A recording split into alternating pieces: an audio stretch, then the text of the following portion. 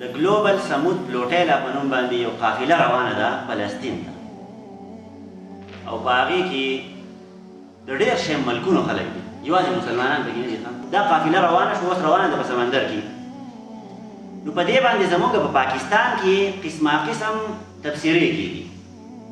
څوک وایي چې هلکه دا پلانکې سړی خو په دې کې د خپل سیاست چمکاوی، دا خو سیاسي سړی دی، ځکه له کښتۍ هغه مخکې سر ته تللی ولاړ دی، ویډیوګانې هم کوي او لاس یې چوت کړي دي، خلکو ته وایي چې مونږ روان یو او غزا ته لاړو، هلته هم خلکو له دا ولوړو هغه ولوړو، او وایي دی ویډیوګانې کوي او ټیک ټاک یې ورکوي او دا کوي او هغه کوي، وایي دا خپل سیاست چمکاوی. د انسان هغه ایمان نه دی، زما او ستا ایمان په څونه درجه کې دی، څونه ما او تا کون ذهنه یو، څونه دا ذهن هم رابند شوی دی. یو سړی که نیک کار هم کوي ما او تا باندې څونه بد لګي. ٹھیک شوله که نه؟ د پاکستان په کې چېرته یو څو افراد دي، نور د ټولې دنیا نه تقریبا څو وختي 44 ممالک یادول څه قصه کوله یو کس لګیا و چې د دونه ډېرو ملکونو خلک په هغې کې یوازې مسلمانان نه دي، په هغې کې هندوان هم دي، غیر مذهبه خلک پکې دي. هغو سره کم از کم دا فکر پیدا شوی دی چې دغه خلکو ته ضرورت دی، اوس د مدد ضرورت دی، نو هغه ټول خلک روان دي، غیر مذهبه خلک هم روان دي، په هغې کې مسلمانان هم شته دی. ټیک شوله؟ نو په پاکستان کې دا تفسیرې کېږي چې دا خپل سیاست چمکاوی او دا خو دا کوي او هغه کوي، د دو سره خو هلکه جینکۍ ناستې دي په دې جهازونو کې، د دو سره خو هلکه ښځې ناستې دي په دې جهازونو کې، او سرتورې ښځې ناستې دي او بربنډې ښځې ناستې دي او هغه ناستې دي او دا ناستې دي. ما او تا ته دې څه تکلیف دی؟ په خپله خو ښه کار نه شو کولی. صحیح شوله که نه؟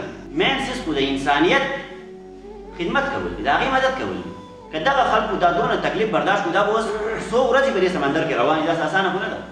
دا سره هوایي جهاز سفر خو نه ده چې بهر په یو څو ګنټو کې به ورسېږي، دا په سمندري سفر دی، روان دي او پته نه لګي کله به رسي، هغو ته به څونه مشکلات را رسېږي.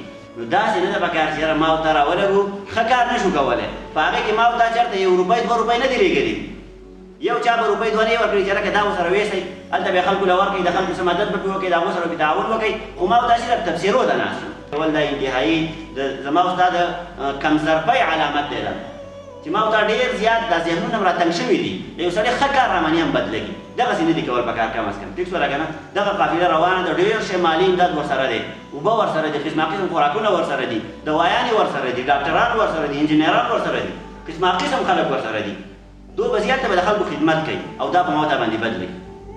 د پاکستان مفتي اعظم مفتي تقي عثماني هغه په دې باندې تبصره کړې وه چې هلکه دا خلک روان دي هلته د انسانانو د خدمت دپاره، د هغو د مدد دپاره روان دي، او ما او تا پې دلته اوس خپل د سیاسي ټاپې لګوو یا پې یو لګوو یا بل لګوو. سیاسي اختلافات نه دي پکار، خو چې دي چې بس دین وکړو هغه یو طرف ته کېده، سیاسي اختلاف یو طرف ته کېده، لاول راشي انساني همدردي په څه کې ده هغه وګوره.